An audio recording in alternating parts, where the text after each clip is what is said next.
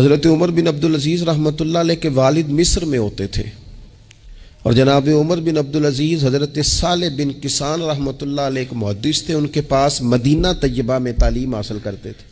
تو آپ نے اپنے استاد صاحب کے پیچھے عصر کی نماز پڑھی، تو ایک رکعت آپ کی لیٹ تھی، اٹھ کے آپ نے نماز پوری کی۔ تو حضرت صالح بن کسان محدث تھے، عالم تھے، حدیث پاک کو جاننے والے، وہ حضرت عمر بن عبدالعزیز سے کہہ رہے ہیں بچپن ہے اور والد مصر میں۔ انہوں نے پوچھا بیٹا کہاں تھے نماز میں؟ ایک رکعت میں نے دیکھا کہ آپ نے دیر سے نماز پڑھی ہے۔ تو عرض کرنے لگے میں حضور کنگھی کر رہا تھا۔ بعض بچے آئینے کے سامنے کھڑے رہتے ہیں، پھر بڑی بڑی دیر ہی کھڑے رہتے ہیں۔ کنگھی کر رہا تھا تو ذرا دیر ہو گئی۔ حضرت صالح بن کسان رحمۃ اللہ علیہ نے ان کے والد کو مصر میں خط لکھا، فرمانے لگے جوانی بھی ہے، موقع بھی ہے، فرصت بھی ہے، اور ابھی بھی آپ کا بیٹا جماعت سے نماز نہیں پڑھتا۔ مصر میں خط گیا۔ آج جب میں نے پوچھا ہے تو اس نے کہا میں کنگھی کر رہا تھا۔ اتنے معمولی سے کام کے لیے اس نے تکبیر اولیٰ چھوڑ دی۔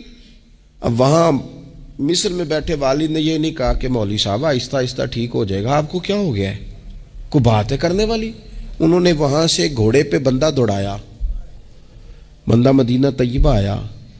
اس نے کہا جاتے ہی عمر بن عبدالعزیز کو لے جانا حجام کے پاس اور اس کے سارے بال اتروا دینا، اور اسے کہنا پتر جن بالوں کی وجہ سے نماز رہ جائے ان بالوں کو سر پہ نہیں رہنا چاہیے۔ تیری جماعت کی رکعت رہ گئی پتر، اتنا بڑا کام، اللہ کے حضور حاضری کا موقع تھا۔ پھر اس کا ریزلٹ کیا نکلا؟ حضرت عمر بن عبدالعزیز بادشاہ بنے۔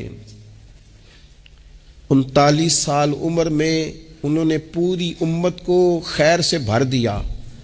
حشام بن عبد الملک کے بھی 11 بیٹے تھے، جناب عمر بن عبدالعزیز کے بھی 11 بیٹے تھے۔ حشام جب دنیا سے گیا تو ہر بیٹے کو 10 لاکھ دینار آئے، اور جناب عمر بن عبدالعزیز جب دنیا سے گئے تو 11 بیٹے تھے اور 6 دینار تھے۔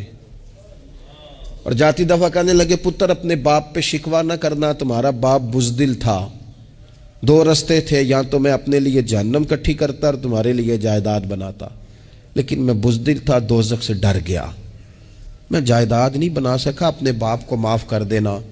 تو بچے کہنے لگے ابا جی ہم جس گلی سے گزرتے ہیں لوگ اٹھ کے کھڑے ہو جاتے ہیں کہ نیک باپ کی اولاد جا رہی ہے، اچھے باپ کے بچے جا رہے ہیں، ہمیں کوئی ضرورت نہیں جائیدادوں کی۔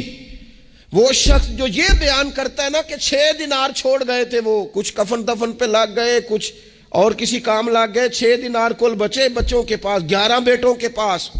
لیکن وہ شخص کہتا ہے وہ جو 10 لاکھ دینار حشام بن عبد الملک کے بچوں کو آئے تھے، وہ مسجدوں کے سامنے بھیک مانگا کرتے تھے، کیونکہ جب بچوں کو بنا اس طرح کا دیا گیا کہ کھانے میں پینے میں موج میں اڑا دیا مال، اور یہ جو 6 دینار 11 بیٹوں کو دے کے گیا، رب نے اتنی برکت دی کہ ایک ایک بیٹا ایک ایک وقت میں 100 گھوڑے مال کے بھرے ہوئے رب کے رستے میں خیرات فرمایا کرتے تھے۔ اصل دولت اولاد ہے، اصل دولت اس کا اخلاق ہے، اصل دولت اولاد کی اخلاقی تربیت ہے۔ ایسا نہ ہو کہ مال کمانے کے چکر میں اصل دولت سے ہاتھ دھو بیٹھے، ایسا نہ ہو کہ بینک پیسوں سے بھر جائے اور ہماری اولاد ہاتھوں سے نکل جائے، ایسا نہ ہو کہ ہم نے یاروں کو ٹائم دے دے کے تو بڑی دور نکل گئے ہم، لیکن ہمارے بچے کے ذہن میں چند سوالات تھے، ہم انہیں مطمئن نہیں کر سکے، ہم نے نوکروں کے ذمہ ڈال دیا، فلانے کے ذمہ ڈال دیا، چچا کے ذمہ ڈال دیا، وقت نہیں دیا، ٹائم نہیں دیا۔